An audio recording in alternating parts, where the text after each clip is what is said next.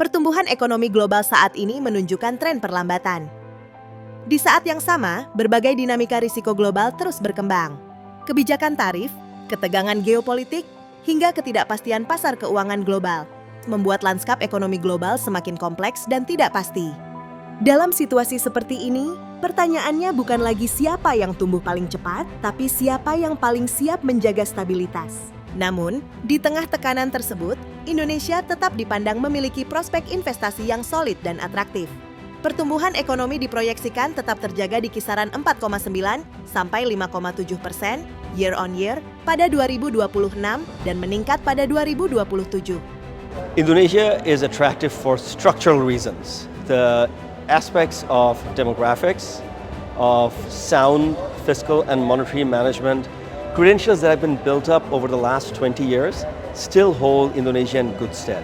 Well, I think Indonesia is attractive because of, first of all, very strong economic growth with 5% GDP growth. There are not many countries in the world where you see that. Indonesia has a number of advantages when it comes to confronting global risks.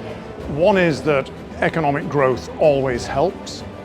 Secondly, debt levels, if you look at, for instance, the government debt to GDP ratio, it's only around 40%.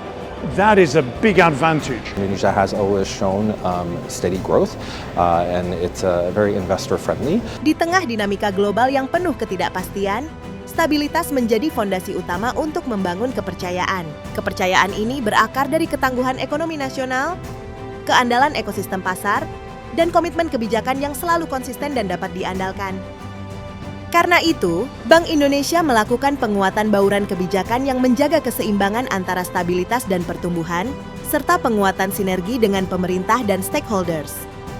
Seminar internasional yang menjadi rangkaian pada Forum Investasi Tahunan 2026 menyoroti peran cadangan devisa sebagai penyangga perekonomian, serta perlunya paradigma baru dalam investasi global di tengah ketidakpastian.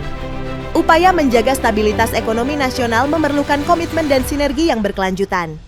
Bank Indonesia, together with the government as well as the Financial System Stability Committee, we are together committed to make sure about the new Indonesia. And there are 5 strategic areas that we are committed to do the synergy. Stabilitas yang terjaga kemudian membuka ruang yang lebih luas untuk mempercepat pertumbuhan yang semakin tinggi. Melalui 5 sinergi strategis, Indonesia mendorong transformasi ekonomi yang lebih inklusif dan berdaya saing. I'll say compare with like 10 years ago, 5 years ago, the whole Indonesia has grown a lot, and it's really surprised me. And I see the people here with a lot of passionate. They want to change, they want to develop. I never see this kind of potential for like a long time. So I think, and what people think, Southeast Asia, Indonesia will be really the next step of the world economy. Sejalan dengan itu, arah kebijakan Bank Indonesia di 2026 menempatkan stabilitas dan pertumbuhan sebagai 2 tujuan yang berjalan beriringan. From a policy perspective, policy continuance has been very strong. Of course, the central bank policy has been very, very stable over the years. All of this helps put Indonesia in a competitive position with a lot of other economies in Asia. Dan juga kita yakin bahwa di 2026 ini akan ada sinergi yang lebih baik antara pemerintah dan juga bank sentral sehingga iklim investasi bisa lebih baik lagi. Bank Indonesia senantiasa berupaya menjaga kecukupan cadangan devisa guna memastikan stabilitas ekonomi nasional. Sinergi kebijakan nasional dan kerjasama internasional akan terus diperkuat agar manfaat pertumbuhan ekonomi dapat dirasakan secara lebih inklusif dan berkelanjutan.